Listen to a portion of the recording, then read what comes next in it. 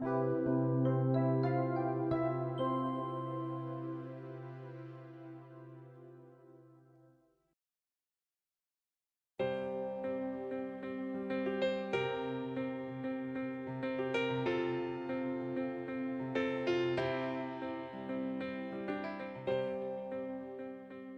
respect we show each other at work, the degree to which we're polite, observe each other's boundaries, and take each other's point of view into account really does matter. It impacts us as individuals, allowing us to be happier and more productive at work. And it impacts our organization too, allowing it to flourish. The behavior of our coworkers, supervisors, and even the customers, patients, or vendors we interact with on the job has practical consequences. When we're valued and supported in our efforts, we thrive. But if we're undermined, demeaned, or even just too often annoyed, we won't be able to fulfill our potential. Or worse, we might get sued. So how do we practice respect? While expectations for behavior at work can vary somewhat depending on the culture of the organization, commonly held standards of professionalism, organization policy, and the law offer us guidelines for a respectful workplace, and we should use these 3 touchstones as our guide.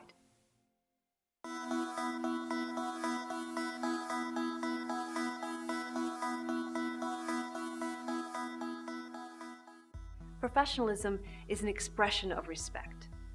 Our workplace should always be a professional environment, as well as a friendly one. Organization policy that mandates professionalism and behavior that exemplifies it results in a respectful workplace that is happier, more productive, and legally compliant.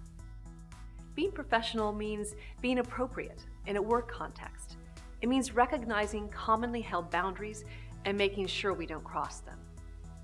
For instance, it's unprofessional and disrespectful to joke about or even offer an opinion on someone's personal characteristics.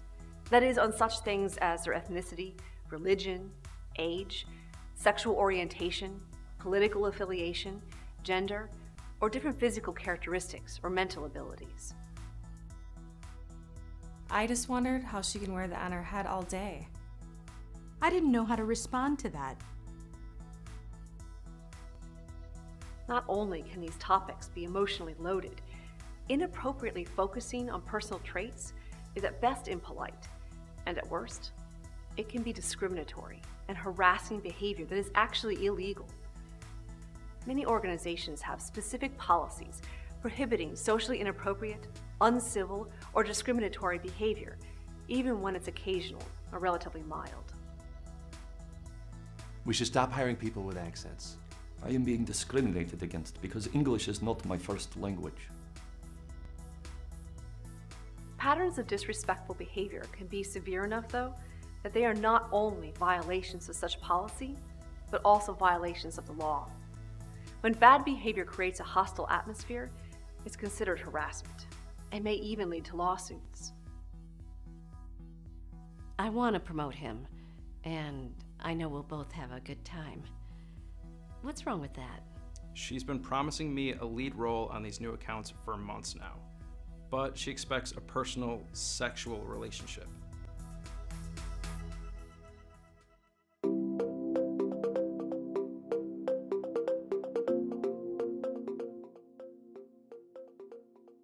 What are some examples of disrespectful behavior in the workplace? It's things like telling hurtful jokes that include gender or racial stereotypes, engaging in unwelcome physical contact, such as hugging, back rubs, or intentionally brushing up against someone, sending inappropriate emails or texts, such as those containing insulting humor or sexual content, sexting, or cyberbullying on social networking sites, gossiping or spreading rumors, displaying derogatory pictures or cartoons in the workplace, ridiculing others for their appearance, beliefs, or abilities, bullying, abusive conduct, or physical intimidation, using crude or obscene gestures and/or language, put-downs, name-calling, or even the regular use of demeaning terms of endearment. He didn't give me the opportunity to learn the new systems because I'll be happier staying where I am. I'm trying to do him a favor. Why have to deal with new challenges? He'll probably be retiring soon anyway. We should think before we speak, and not assume that everyone else shares our point of view or sense of humor.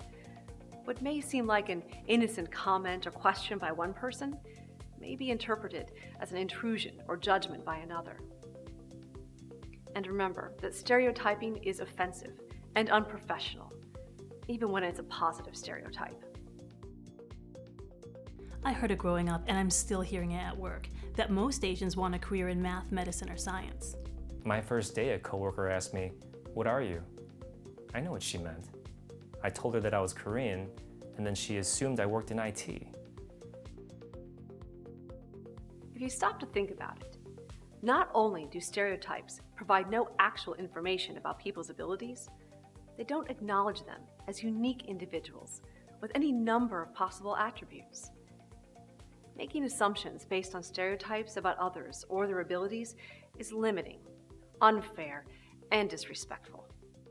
In today's diverse workplace, focusing on our commonalities rather than our differences helps us to get along and to appreciate what each of us as unique individuals has to offer.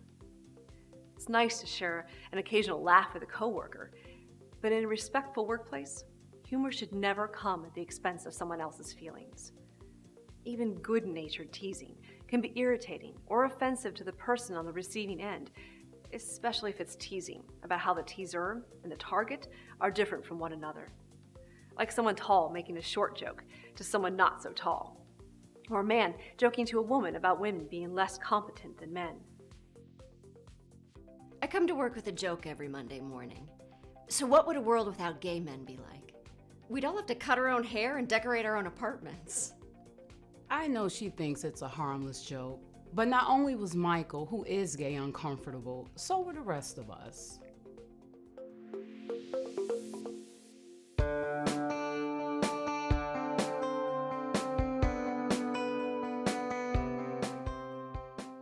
A respectful workplace is inclusive, friendly, and collaborative.